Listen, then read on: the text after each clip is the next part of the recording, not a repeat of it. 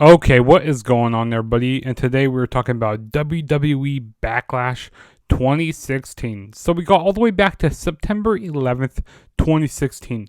And this show was held from Richmond, Virginia at the Richmond Coliseum. So, this was the first WWE Backlash pay-per-view or special event since 2009. So, it's been a while since they had a Backlash, back at this time. Because like I said, the last one was in 2009. And also, they just recently brought back the brand split at this point. So they were doing separate brand pay-per-views. So this was a SmackDown exclusive pay-per-view. Because I'm pretty sure the first September one for Raw was Clash of Champions. Which they brought that pay-per-view back. Or it was a WCW pay-per-view. And then they, made it a WWE pay-per-view. So this was SmackDown's first exclusive event, of the new era, with the new brand split.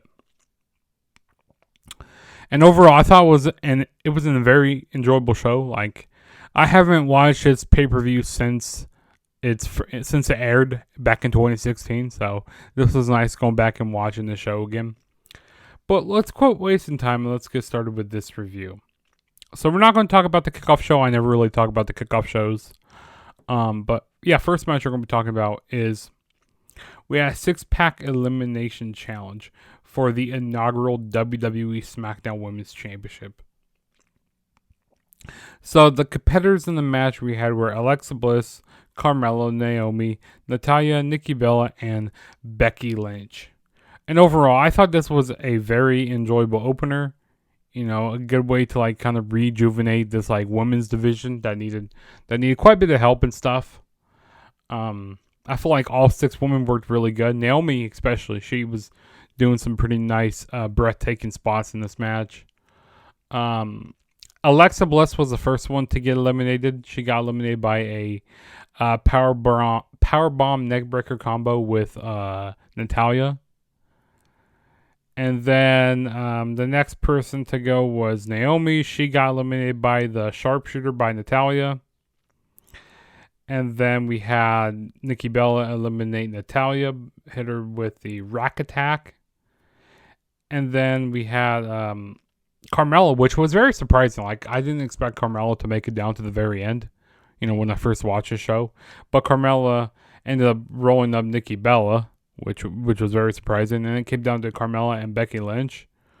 And ultimately, Becky Lynch would put in the disarmor on on Carmella to become the inaugural SmackDown Women's Champion. Which, this was very much overdue at this point, for Becky Lynch. For either if it was for the main roster or if it was for NXT. This is Becky Lynch's first title she's won in WWE, so that was a great moment for her at that time. So what she call herself, the last kicker. The last kicker. Becky Lynch ended up winning, so a solid opener here. And then the next match we had a tag team match to qualify for the tag team tournament finals match. So we had the Usos, Jimmy and Jay, going up against the Hype Bros, Mojo Rawley, and Zack Ryder. So it was a couple weeks on a SmackDown.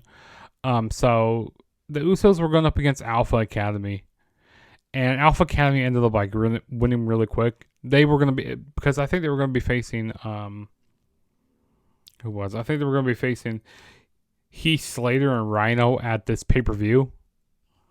But, so Alpha Academy won the match really quick. And then after the match, the Usos, they attacked Alpha Academy and they finally did their heel turn, which everybody was waiting for them to turn heel. Everybody wanted to see them turn heel. So that's what they did. And so that's how, and basically put Alpha Academy out on the sideline for a little bit. So that's how they got to this match right here, this qualifying match. So we had the Usos going up against the Hype Bros. And I thought it was an okay match, nothing too crazy. You definitely saw a different style in the Usos because they won by a submission. And I don't remember anytime like before 2016 that the Usos won by a submission. Like they always win by their splash off the top rope. But I never seen them win by a submission. And they were definitely doing a lot of heel work in this match. But yeah, this was definitely a solid match as well. But nothing too crazy. But yeah, the Usos ended up winning the match and going to the finals later on in the night. And then the next match we had was the WWE Intercontinental Championship match. We had The Miz defending the title against Dolph Ziggler. And, we've seen Dolph Ziggler and The Miz go up against each other many, many times in the past before. But the reason why this match is so good is because when The Miz, he did that promo on that Talking Smack to Daniel Bryan, which if you've never seen that promo, definitely go check that promo out because that is amazing. Like, he just ripped Daniel Bryan to pieces there. And it's like, Daniel Bryan was like, it was like after SmackDown and stuff. I mean, no, not after SmackDown, sorry. It was after SummerSlam.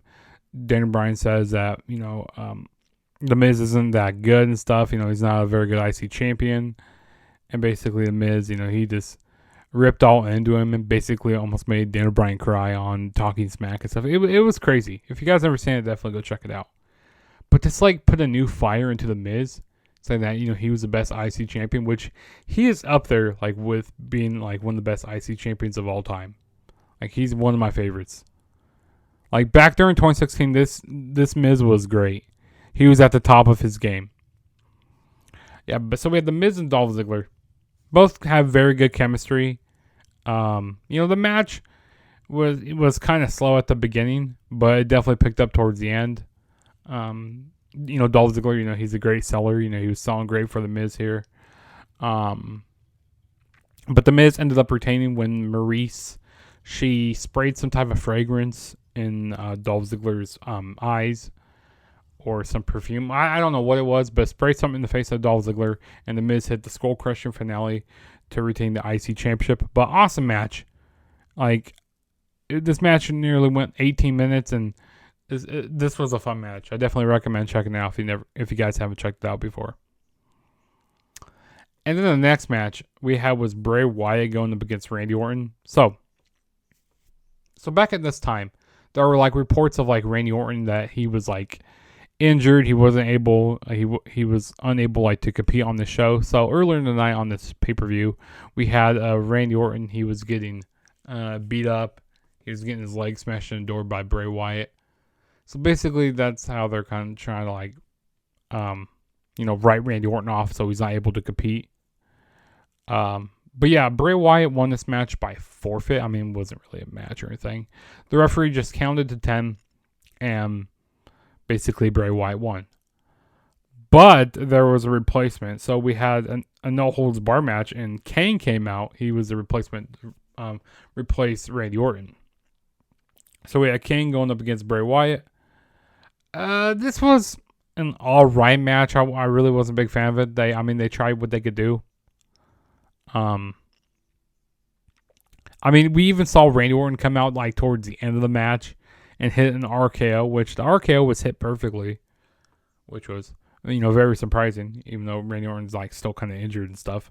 But yeah, Randy Orton hit the RKO, and then Kane ended up winning the match, which this was Kane's biggest win in over probably 3 years or so. I don't know. I don't know why they hadn't faced Kane, because this is so 2013. I don't know why this match had to happen, but yeah, Kane ended up beating Bray Wyatt. Wasn't a big fan of that, but they tried what they could do though. And then the next match we had was a tag team tournament finals match for the inaugural WWE SmackDown Tag Team Championships. So we had Heath Slater and Rhyno going up against the Usos, Jimmy and Jay the Usos. So the Usos won earlier in the night by being the Hype Bros. And Heath Slater and Rhyno, they were definitely getting over with the crowd, gradually getting over. Surprising, a team actually gets over naturally. How does that happen? But yeah, Heath Slater, during this time, he was he was fighting for a contract, basically. So, like, if he won this match, he was going to be able to get a contract with WWE, because, like, he was, like, a free agent at this point. And, you know, he's doing this whole thing. He got kids and all that. So, like, he was a free agent. So, who knows what show he was, you know, he was trying to get on Raw. Raw wouldn't take him. He's trying to get on SmackDown, but then he ended up pairing up with Rhino.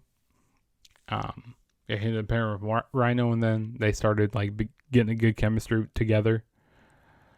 But, you know, I thought this match was better than the qualifying match for the finals. But this match was fun. Heath Slater and Rhyno ended up winning the match.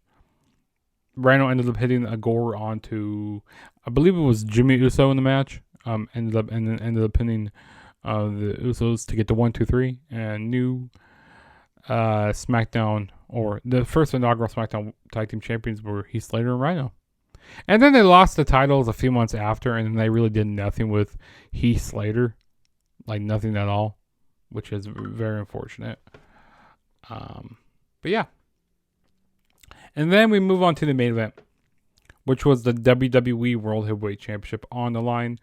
We had AJ Styles going up against the defending champion, Dean Ambrose. This was an awesome match here. Another great match. Like, they went 25 minutes here. Both had some great chemistry. I mean, there are some Ambrose matches that aren't, you know, as good. Like, a match I'm thinking about is like Brock Lesnar and Dean Ambrose. That match is kind of a stinker from WrestleMania. What was it? 32? Yeah, from that earlier that year. But no, this match here, I mean, Dean Ambrose, he did some pretty good working in this match. I mean, it's not like AJ Styles carried the whole match. AJ Styles, you know, he was doing some good stuff here. I even like how they utilized the ring post, like the new ring post that they started using during this time. I like how they were using that. So that was pretty fun. There was one point where Dean Ambrose was he was in the calf crusher, and then AJ Styles Dean Ambrose started slamming AJ Styles' head on the mat. That was pretty nice in the match. This just a really back and forth match. A lot of near falls in the match. It was fun. But when the ref wasn't looking, AJ Styles took Dean Ambrose to Dick Kick City, and then ended up hitting the Styles Clash for the 1-2-3 and the new WWE champion, AJ Styles. So, you know, this is AJ Styles' first major title in WWE, you know, since debuting earlier that year. So it was 9 months, you know, for him to win a WWE championship, which at that time, that was like really unheard of. For you go, like, no, AJ Styles ain't going to be in WWE. But 9 months later, he wins the WWE championship. You know, after being in TNA Impact and, you know, Ring of Honor for so long, and, you know, going over to New Japan, who would have ever thunk that AJ Styles would have made it to WWE? I mean, that was only a thought of it, you know, before, during 2016, of AJ Styles winning the WWE Championship. But yeah, AJ Styles ended up winning in a great, great match. But yeah, that was Backlash 2016, guys. I definitely recommend checking out this pay-per-view. Definitely check out the main event. You could check out the Miz and Ziggler match. That match was good. You could check out the six-pack elimination challenge for the women. And then you can also check out the inaugural tag team match. But yeah, everything else that didn't mention, like the Bray Wyatt and Kane match, that match is skippable. And the first tournament match is kind of skippable also. But yeah, that was my review, guys.